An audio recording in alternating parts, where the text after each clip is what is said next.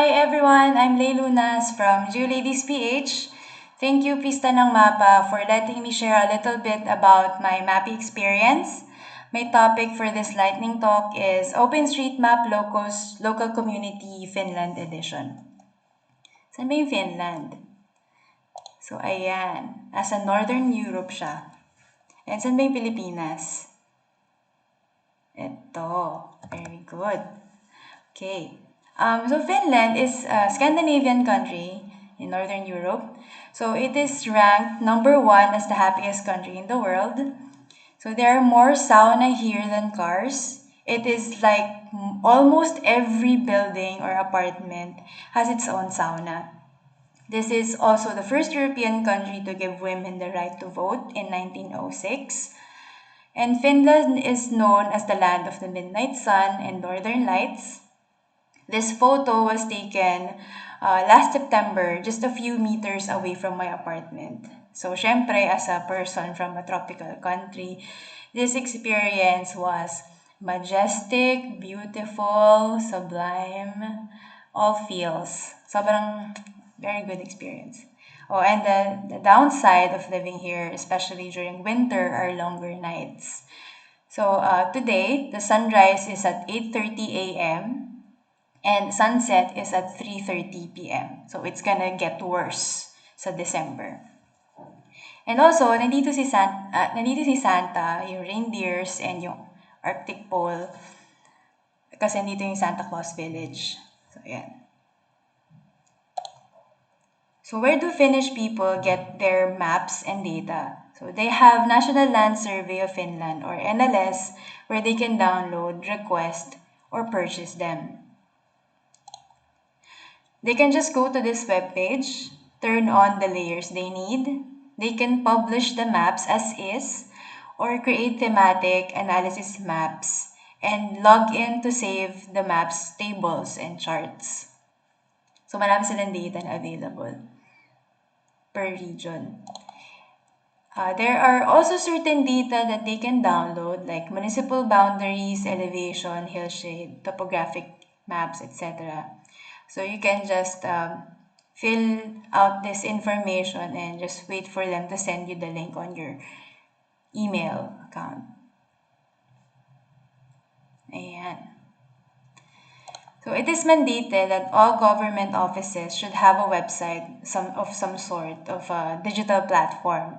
So this bus route generator in municipality of Joensuu, where I am staying, where you can put your origin and destination, and it will suggest what mode of transportation is best to take. Like, for example, which bus you should be taking, what number, and what time. And it also show real-time location of the bus. So, yung bus nila hindi nalilate, parating on time. They also have a Finnish map, itong nasa right side. So it's Finnish, I don't understand, but this is an offline map. This contains topographic features like elevation, water depth, buildings, hiking, skiing, biking routes, location of the nearest public toilet, land use, information center. Apparently, the symbology used here is European standard. So they already know how to read and understand the symbols. So yung first time ko siya nakita, yung trail map nila, na-stress ako kasi hindi ko naiintindihan. Walang legend. Yun, kasi namin nung kasama ko, it's common knowledge for them, so they don't need that anymore. Also, people here enjoy the outdoors, so there are so many trails to explore. I always try to do this every weekend and bring my drone with me to take some photos or videos. And additionally, sa universities, for example, kung estudyante ka, you can request maps and data from the department for free. Ayan, so the local community is, I guess, a bit different from what we have in the Philippines. Siguro nasanay lang ako sa Pilipinas na ang kausap ko, naiintindihan ko. I mean, for this lightning talk, I'm speaking mostly in English, but in Finland, they prefer to speak Finnish all the time. And mind you, Finnish is one of the most difficult languages to learn. And I haven't personally met the people people from OSM community because of the pandemic. So it made me difficult to it made traveling more difficult to Helsinki for mapathons and meet other fellow mappers. Ayan, ang OSM Finland community, they are active on Facebook group and the mailing list. Currently, there are 432 members on Facebook. There are a lot of Finnish people, by the way, who don't have Facebook accounts. So it is also good to check the mailing list to get an update on the community. And I think OSMPH has 3,000 members. So, pataasin pa natin yung members natin. Ayan. So, OSM, and LOCOS mapping goals are get more people involved. It's a very small community, but you can really get an answer from them immediately. And they are generally polite and nice people. They want to translate more wiki pages in Finnish. To Finnish. So they want to map all major roads, which is 99.99 reached, minor roads, cycling, walkways, skiing. They are very particular about proper naming conventions on transportation. Okay. They have mapped 100% of the bus stop route in Finland. So even in the middle of nowhere, there are bus stops in OSM. And it's the same as the bus stop and route sa Digitransit online. Yung pinakita ko kanina. Meron talagang bus stop dun kahit nasa middle of nowhere siya.